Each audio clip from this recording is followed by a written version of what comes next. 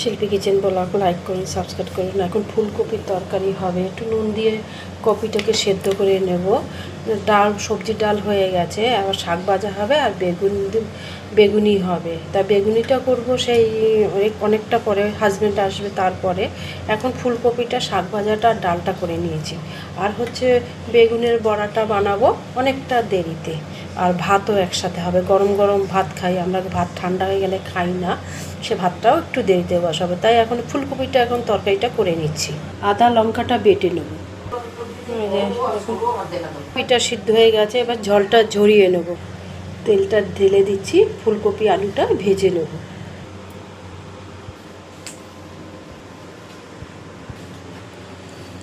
আলুটা ভেজে নিচ্ছি।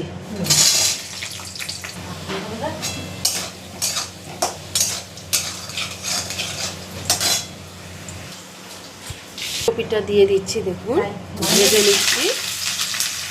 নুন দিয়ে দিচ্ছি একটু ভাজা, অল্প একটু হলুদ দিয়ে দিচ্ছি। এবার ভালো করে ভেজে নেব, লাল লাল করে ভেজে নেব। ওই দেখুন দিদি ঝাড় দিয়ে মুছতে না বলছি, কথা শুনছে না। দেখুন ওই যে মুছেই যাচ্ছে, কথাই শুনছে না। ভালো করে ভেজে নেব, লাল লাল করে। শনিবার নিরামিষি সব তরকারিগুলো হবে।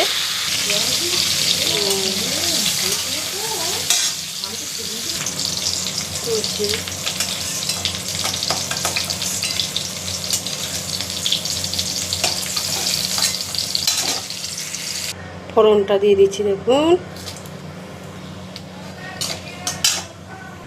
লঙ্কা আদা বাটা দিয়ে দিচ্ছি, জিরে গুঁড়ো দিয়ে দিচ্ছি, লঙ্কা একটু দিয়ে দিচ্ছি, একটু বাদাম দিয়ে দিচ্ছি, হলুদ দিয়ে দেবো, নুন পরিমাণ মতন দিয়ে দেবো, একটুখানি জল দিয়ে দিচ্ছি,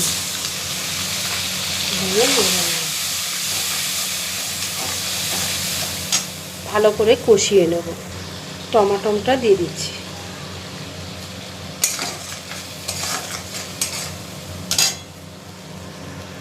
আলুটা এখন দিয়ে দিচ্ছি,